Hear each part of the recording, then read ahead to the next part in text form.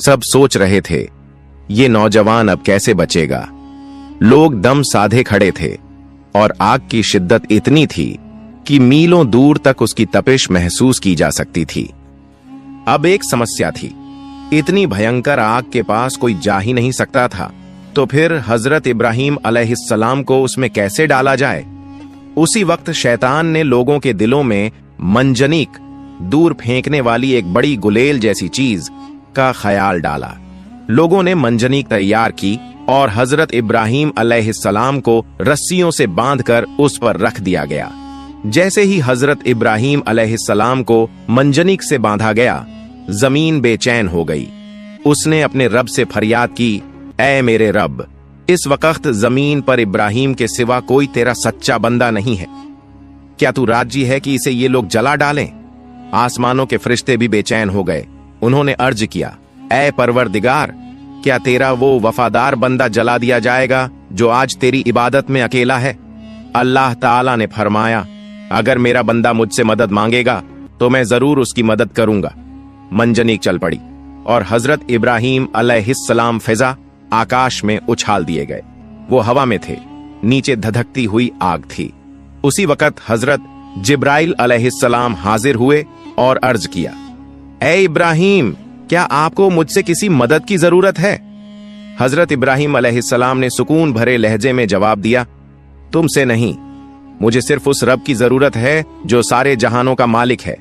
फिर उन्होंने दिल से कहा, हस्बी अल्लाहु व निमल वकील, मेरे लिए अल्लाह ही काफी है और वही सबसे बेहतरीन मददगार है। उसी लम्हे अल्लाह ताला ने आग को हुक्म दिया, या नारू कूनी बरदम व सलामन अला इब्राहीम, ऐ आग, इब्राहीम के लिए ठंडी और सलामती वाली बन जा। तुरंत आग की गर्मी खत्म हो गई। न सिर्फ ठंडी हुई बल्कि ऐसी मुलायम और सुकून देने वाली बन गई जैसे कोई बाहर की हवा। हजरत इब्राहीम अलैहिस्सलाम के चारों तरफ फूल खिल उठे और वो आग के बीच बैठकर अल्लाह की हम्द व सना, प्रशंसा करने लगे। रिवायत है कि 3 दिन तक जमीन की कोई आग गर्म न हो सकी। परिंदे, जानवर, इंसान सब हैरान रह गए। कहा जाता है कि जब आग जल रही थी तो छिपकली उस पर फूंक मार रही थी ताकि वो और तेज हो, और मेंढक अपनी छोटी सी चोंच में पानी भर भर कर उसे बुझाने की कोशिश कर रहा था। जब यह मंजर नमरूद ने अपनी आंखों से देखा तो उसकी आंखें हैरत से फैल गईं और दिल में खौफ बैठ गया। उसने कहा, ऐ इब्राहीम, हैरत है, तुम्हारा असर तो आग पर भी चल गया। हजरत इब्राहीम अलैहिस्सलाम ने मुस्कुराकर जवाब दिया, यह मेरी ताकत नहीं, मेरे रब की कुदरत है। नमरूद दिल से हजरत इब्राहीम अलैहिस्सलाम की अजमत को मान चुका था, मगर उसका तकब्बुर, घमंड उसे ईमान लाने से रोक रहा था। उसे डर था कि लोग इब्राहीम पर ईमान न ले आएं, इसलिए उसने हुक्म दिया, इब्राहीम को इस शहर से निकाल दो। हजरत इब्राहीम अलैहिस्सलाम ने भी दिल में फैसला कर लिया कि ऐसे बेदीन लोगों के बीच रहना अब मुनासिब नहीं।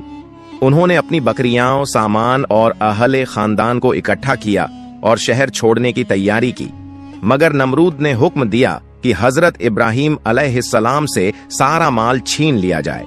इस पर हजरत इब्राहीम अलैहिस्सलाम ने कहा, अगर तुम मेरी कमाई चाहते हो तो मेरी वो उम्र भी लौटा दो जो मैंने इसे जमा करने में लगाई है। बात का हाजी मुंसिफ तक पहुंची। उसने तमाम दलीलों को सुना और फैसला हजरत इब्राहीम अलैहिस्सलाम के हक में दिया। इस तरह वो अपना माल लेकर बाबिल से निकल गए।